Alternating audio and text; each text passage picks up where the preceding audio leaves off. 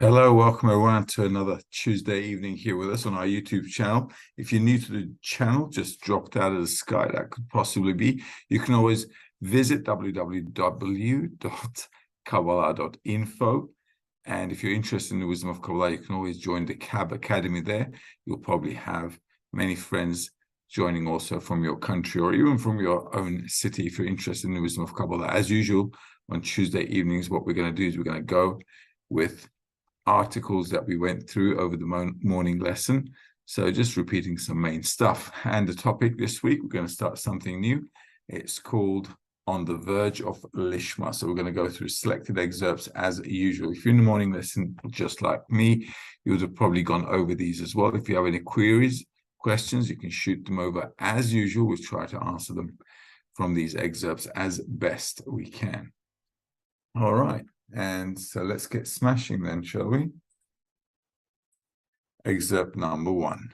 This is from Baal Islam Shamati, article number 20, called Lishma. Lishma means for the sake of the Creator or for her sake. Sometimes for her sake is also known as for the sake of the Torah. But let's just keep it for the Creator's sake at the moment. Easier to understand. Let's take a look. Concerning Lishma, for her sake. In order for a person to obtain Lishma, one needs an awakening from above, as it is an illumination from above, and it is not for the human mind to understand. Rather, he who tastes knows. It is said about this, taste and see that the Lord is good. Because of this, upon assuming the burden of the kingdom of heaven, one needs it to be in utter completeness, meaning only to bestow and not at all to receive. If a person sees that the organs do not agree with this view, he has no other choice but prayer, to pour out his heart to the Creator to help him make his body consent to enslaving itself to the Creator. All right, so let's go over this one more time, step by step, concerning Lishma, for her sake, meaning that the action, or whatever I do actually, needs to be separated from self-benefit. That's basically what it means. In order for a person to obtain Lishma, one needs an awakening from above, as it is an illumination from above, and it is not for the human mind to understand. So think of it like your dot in the heart, right? When you first started awakening to the question, what's the meaning of my life? What am I living for anyway? Okay, so imagine those questions first popping up inside of you. It's not in your control, because life is working on you. It's massaging you, as they say, right? So life is massaging you, and it brings you to a state where you come to these questions, right? So this is called an awakening from above. Okay, so the Creator is working on us. What else does it say? Rather, he who tastes knows. It is said about this, taste and see that the Lord is good. So this is an initial awakening. But actually, if you think about it, in every phase of our spiritual development, we're going to need this awakening from above. Okay, so there are two types of awakenings. One from awakening from below, where we do the work and kind of awaken the Creator to pull him towards us. And the second one, the other one, is an awakening from above, where the Creator kind of nudges us a little bit, and then he is doing the awakening. Okay, in any case, in the wisdom of Kabbalah, as you probably know if you're studying with us, everything is done by the Creator, right? But here, the participation of the individual is also obviously important. Okay, despite the fact that everything may be done by the Creator, we also need to understand that we need to at least do some kind of participation. So taste and see that the Lord is good. So hopefully we should come to a state where, after this awakening from above, that we should do the work and come to a state where we taste that the attribute of love and bestowal towards others is a good taste. Because of this, upon assuming the burden of the kingdom of heaven, so one is now burdening. Well, I don't want to call it burden, but he has written the word burden there. One, upon assuming the burden of the kingdom of heaven. So once a person loads up on himself or herself, the spiritual study, the path, let's say, right? Kingdom of heaven, one needs it to be in utter completeness. So we have to come to such a state that if I'm taking on this job, I've got to make sure I'm giving it the best I can, right? So 100%. Meaning only to bestow and not at all to receive. So all my actions, my thoughts, intentions, desires, everything I do needs to be in the direction of bestowal. And not for any self-benefit. Right? So no wonder he calls it a burden, right? If a person sees that the organs do not agree with this view, when he says the organs, my desire to receive for myself, obviously it's not going to agree. So basically he's saying, listen, when you try to work only to bestow, your desire to receive for yourself cannot agree, not will not agree, it cannot agree. All right. So when I see that situation, he has no other choice but prayer, to pour out his heart to the Creator, to help him make his body consent to enslaving itself to the Creator. Now, obviously, our body won't want to enslave itself to anyone, even the Creator. However, though, if we do the work, we should come to a state where we see that we are incapable of bestowing. And due to that incapacity, we should be going through some kind of an inner turmoil that should result in us turning to the Creator. All right, and that inner turmoil is the key. Sometimes they call it suffering. Sometimes it's this inner stress. However, though, a person who wants to develop in the attribute of love and bestowal towards others and wants to be free from his desire to receive for himself or herself, then that person has no other choice but from that stress to turn to the Creator so that the Creator can change him. Why? Simply because we did not create ourselves. The Creator created us, and we are not capacitated. We don't have the faculties to change ourselves. Okay, so we're not there as created beings. We don't have those inner or external faculties to change ourselves in any way. Accordingly, whether mental or emotional, those faculties are just not in us. So we have no other choice but to pray, to pour out our heart to the Creator to help him, so that our body will consent, so that our desire to receive will bow to the fact of enslaving itself to the creator, meaning obviously the creator does not need a slave, right? Enslaving ourselves to the creator, it means that instead of being the slave of my selfish egoism, I turn my nature, with the help of the creator, obviously, into bestowal, love and bestowal, okay? That is actually the state where a person can feel free, when one is independent of the desire to receive, that nature that's constantly pushing us to receive everything for our personal benefit. All right, any questions? You guys just wave your hands at me and let me know. All right, so I'm going to move on to item number 2 if there's nothing happening. Item number 2. This is from Baal Islam Shamati article. Number 5. Lishma is an awakening from above, and why do we need? Yes, somebody's waving. Okay, so there is a question.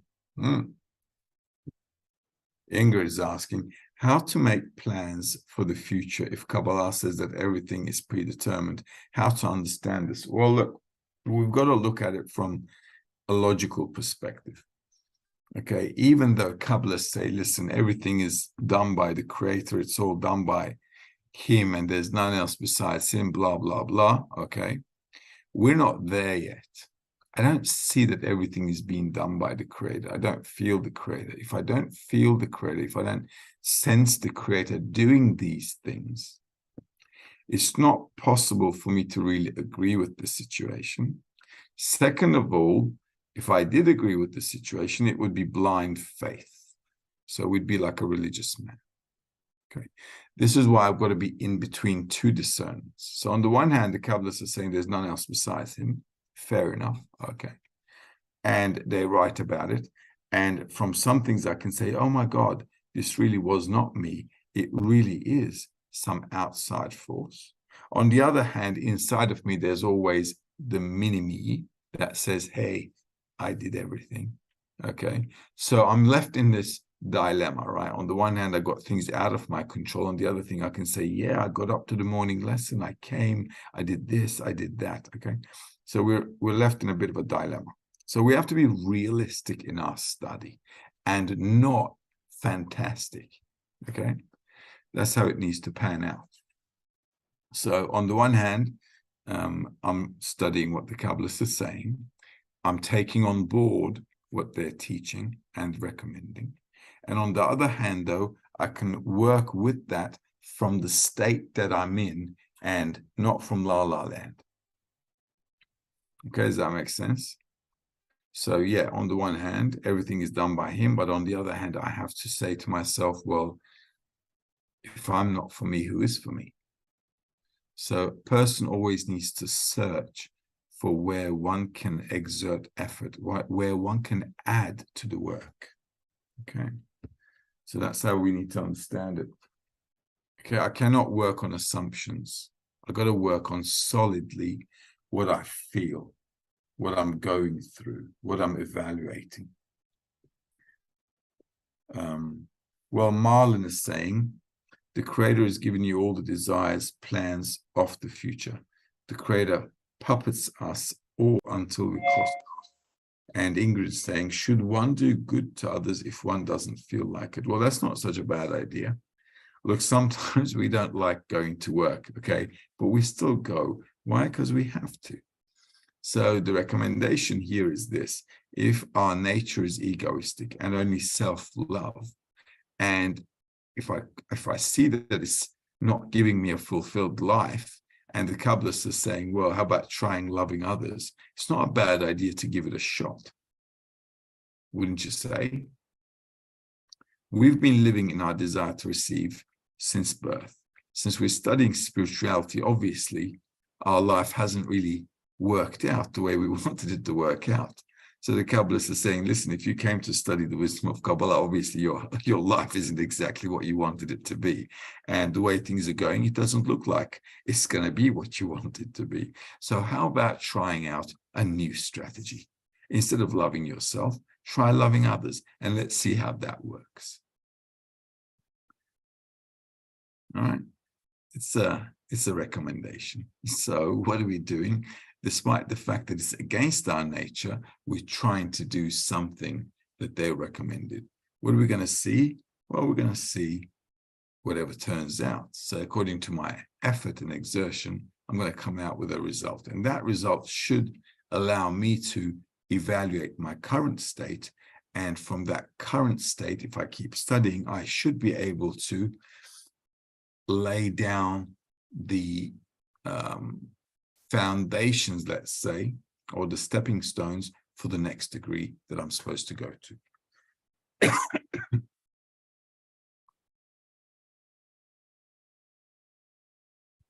Have to do good to others. Well, look, we can start by supporting each other in our 10s or in our groups. If you have a 10, great. If you don't have a 10, might be worthwhile having a chat with your country coordinators and getting yourself into a group. And if you're able to do that, then obviously you can start there. Helping others means helping others to get to the purpose of life. Obviously, we're not missionaries, so we're not going out to the streets and telling everyone, hey, you got a meaning to your life and I'm going to help you get there. No, it's all working in the group among us. Why? Because when we come to the wisdom of Kabbalah and we're studying the wisdom of Kabbalah, what we're doing is we have a mutual understanding, first of all, that all of us wants to achieve something, a common thing, which is the purpose and meaning of life. And that is to attain a higher level of consciousness called godly consciousness, let's say, right? Perceiving the creator, perceiving the whole of reality, and so forth. So only I can help really the people around me who are directed into the same goal as me. So try to do that in your 10s, in your groups, and that's the best way to go.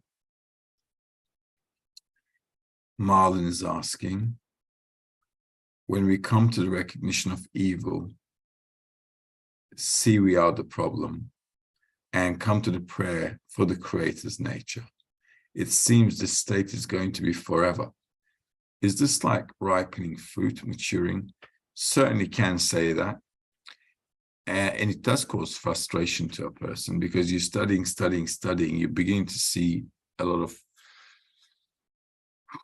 negative traits in you which you don't really appreciate, and then you kind of like turn to the Creator. But it's what you have to determine here is this: look, seeing your evil nature and really desiring for the Creator to change your nature are two different things. Okay, so seeing the truth is one thing, and seeing how ugly it is and really feeling like you got to be free from this is a different thing. And that's an accumulation process. So as we go through this accumulation process, this is why we're studying day to day, you know, like constantly. It's like being constantly on the move when you're studying the wisdom of Kabbalah. You're constantly on the move. You're constantly adding and adding and adding. So as you add more work, day-to-day work, what really happens is you digging further and further inside of you, and then you begin to wonder, how much worse can I get? You know, how bad am I? And then you begin to discover everything, and then you start to get sick, like not sick physically, but you start to feel sick with yourself. Okay, do you know what I mean? You just feel like puking up and that kind of stuff. So you begin to understand that your nature is beginning to cause you damage, and then you start to take a step back. You know, you become more quieter, you become more focused internally, and you just, you know, you're just lost for words, basically. You're really lost for words about your own nature. And sometimes you pray so much that you lost for words with the Creator as well. You're like, what can I say? It's like, you know what, you deal with it. Because that's where you get to, you just feel like, you know, you just feel like you just have no words to describe how how things in you can really surface. So it's a process, which is an accumulative process, like I said, and that accumulation really over time brings a person slowly to a state where he's even lost for words. He doesn't even know what to say to the Creator. So yeah, we'll go through those stuff. Marlon's asking, I get it, just because I see me the problem, but am I wanting away from it to do? Am I wanting away from it, or do I want to stay there? Exactly. That's what I'm saying. You know, do you want to get rid of it, or, you know, sometimes a person says, yeah, you know, I'm bad. What can you do? Right. So there's that state. And then you can say, you know what, this is awful. I just don't want to be like this. Just better off if I just, you know, end it right here. So we'll go through those phases, and it takes time. It takes time for children to grow up. Same in spirituality. It takes time for us to realize the states that we're going through and we're in. So, item number 2. The need for man's work in order to receive the Lishma from the Creator is only in the form of a lack and a kli. Yet, one can never obtain the filling by himself. It is rather a gift from the Creator. However, the prayer must be a complete prayer from the bottom of the heart. This means that one knows 100% that there is no one in the world who can help him but the Creator himself. Yet, how does one know this? That no one will help him but the Creator himself. One can acquire that awareness precisely if he has exerted all the powers at his disposal and it did not help him. Thus, one must do every possible thing in the world to attain for the sake of the Creator. Then one can pray from the bottom of the heart, and then the Creator hears his prayer. All right, so let's read that again and go over it one by one. Okay. The need for man's work in order to receive the Lishma from the Creator is only in the form of a lack and a kli. So we must have a desire for this, right? If we don't have a desire, there's nothing to talk about. Okay, it's like we need to have a desire for the Creator. Yet one can never obtain the feeling by himself. It is rather a gift from the Creator. Just like wanting something, right? When kids want something from the parents, the kids can't get it done themselves, but they keep asking for it. And as they ask more and more and more, the parents finally get sick and tired of their asking and say, here, have it. Okay, there you go. And then the kid's all of a sudden happy. Okay, everybody's happy because you're not getting headaches. The kid is happy. They got what they want, and everybody's having a ball. All right, but the important thing here is to see the desire. Okay, a strong desire is necessary, because if you don't have a good longing, if you don't have a good desire, you won't get any taste, right? Taste, feeling can only be felt if you have a good, but like, what can I say? The hardcore desire, like a real desire. It's like you want nothing else. It's the only thing you want. And then you're working on it over time, which allows you to build a real vessel. It's like this is the only thing you want, and that's the only thing you're going for. And then the Creator, bang, nails it. And that's the fulfillment. And then you get complete joy, just like in life, right? If you imagine, right, getting a present you never wanted in the first place. Okay, you have no need for it. You didn't want this, and somebody just bought you a present for a birthday. You think, what is this anyway? All right.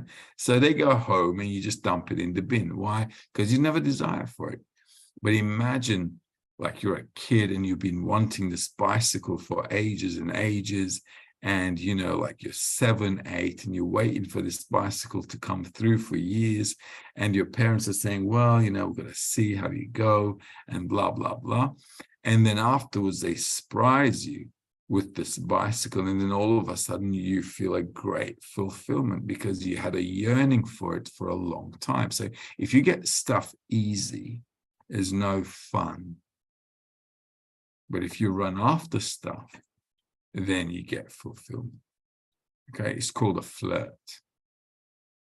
Okay, same thing with the creator as well. So the creator is like in David's writings, right? In Tehillim, is like a deer. He's running away and then turning back, checking to see if you're coming. Okay, that's crazy, but it's still how it is. And this is like this little flirt going on with the creator.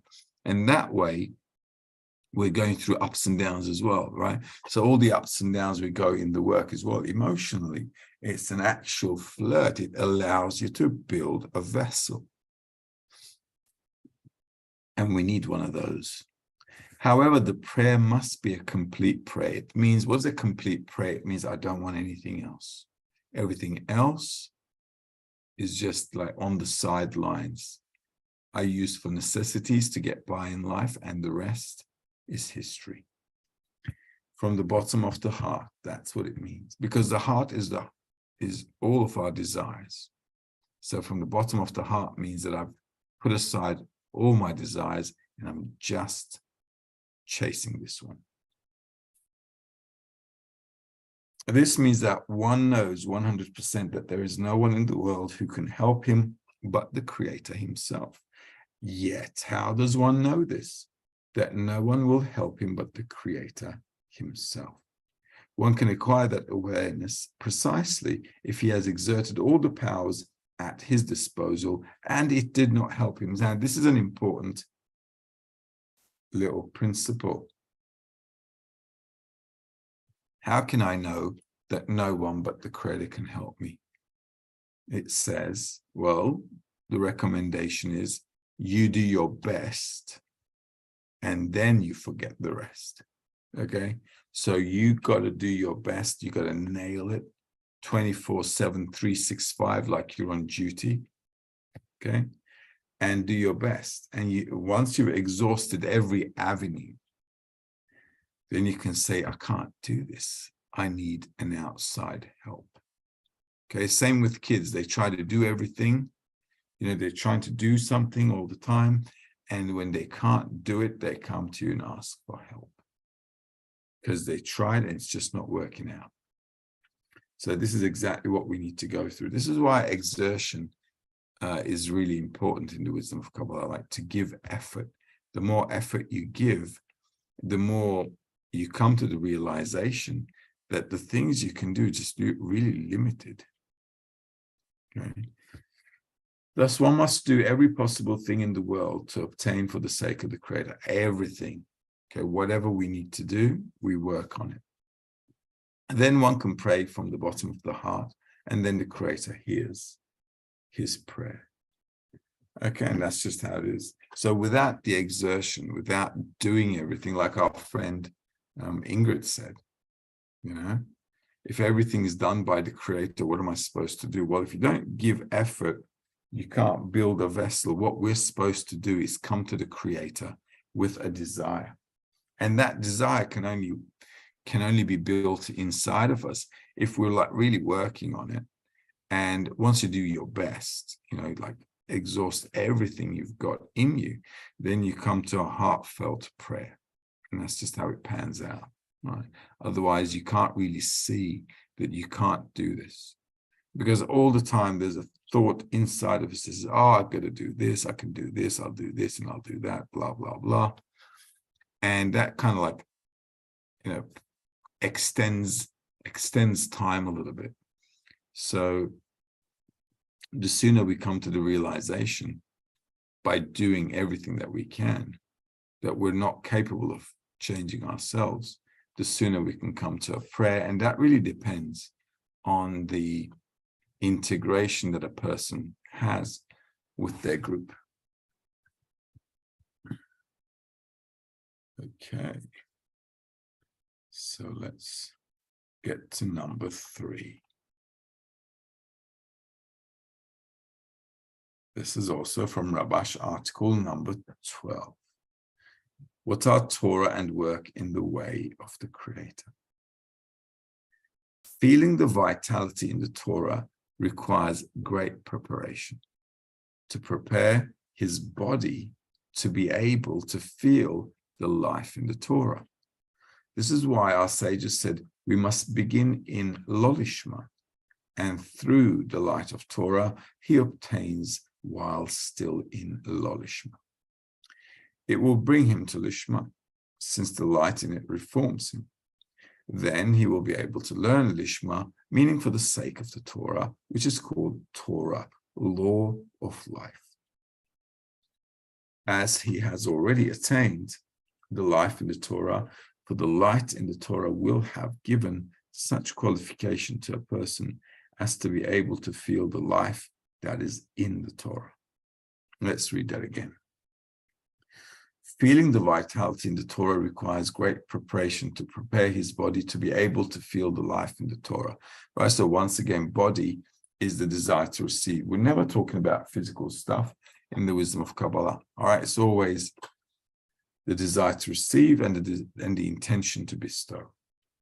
This is why our sages said we must begin in Lishma, and through the light of Torah he obtains while still in Lishma. It will bring him to Lishma, since the light in it reforms. It means that we're always starting the process from egoism. Right, Lishma basically means I'm studying for myself, right? Studying spirituality for myself. I'm doing this for my self-benefit, and that's fine. Nobody expects you to turn into, a bestower overnight when you come to study the wisdom of Kabbalah. So the important thing here to understand is that everybody is egoistic. We're all starting the work egotistically, and what we have to do, though, while studying in that phase, in that time, in that period, that the study within itself applies in us changes. And that's what it says, the Torah changes a person. The light in it reforms him. So while we study the wisdom of Kabbalah, we get a lot of insight about our nature, human nature, and not just human nature as well, but the general laws of nature as well, where we can actually discern what our nature is like. And we can also have some comparison base to seeing laws of nature in action as well. So we begin to see life at a deeper level as we study more and more the wisdom of Kabbalah.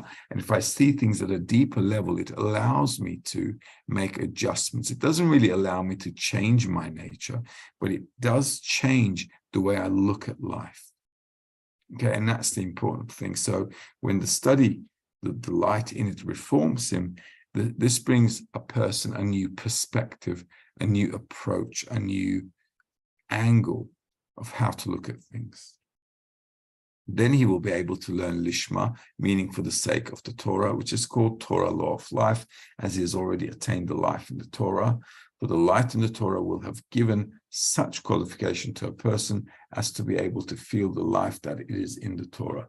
So gradually a person through the study should also come to a prayer which should be answered by the Creator, which is then going to cause him to switch from Lishma to Lishma, where he'll actually feel and live inside the attribute of bestowal, which is also known as perceiving the Creator. And through then on, it will develop, that person will develop step by step and raise himself in or herself in spirituality. And that's what it's called to see the law of life. Okay, because the laws of the Creator are the laws of nature. And the more a person can adapt himself to the laws of nature, which is actually love and bestowal, then a person can elevate to the perception of the Creator. And that's what we need to attain while we're living in this life, right? Not when we're dead, while we're actually alive and living. Okay, any questions? You guys let me know. I'm just going to move forward if there are no questions. There is one question. There is a question, okay. Patricia is asking, is every correction done in the process of going from Lishma to Lishma? Yeah, because as I go through, as I how can I say it, as I progress in spirituality, there are 125 steps. And in fact, there are millions of steps in between as well, okay? Imagine it like your life, right? We've got, like, let's say, a life of what, 80, 90 years, let's say, God willing, right? Hopefully. We don't go earlier.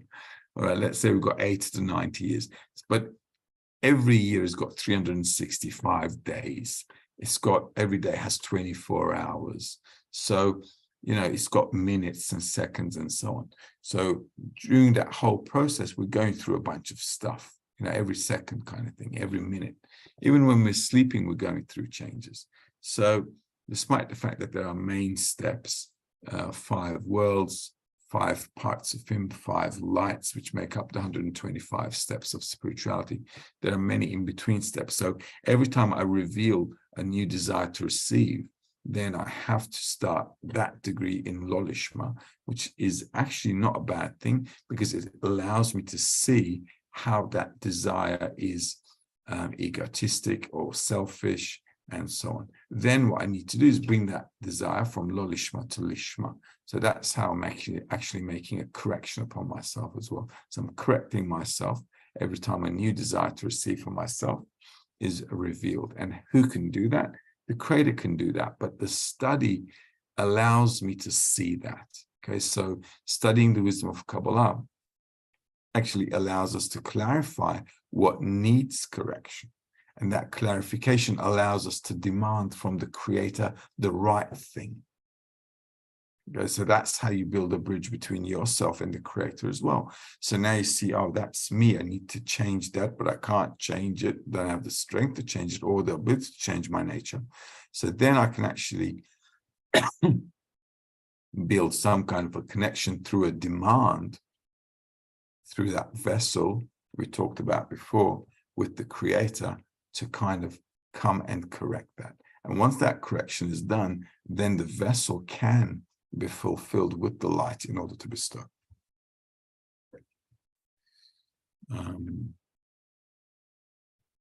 Inger's asking, how can one realize oneself in the wisdom of Kabbalah? Well, first of all, I have to really think about this a little bit. What does it mean to realize myself, right? First of all, I have to think about what I want to attain, what I want to achieve. So I have to have a starting point. I have to clarify to myself what I want to get out of the wisdom of Kabbalah. And, as we study more and more, we can clarify this every day, what you want to get, how you want to build yourself. So the wisdom of Kabbalah is actually a very juicy science, because humans are changing. Like as we study, we change day to day.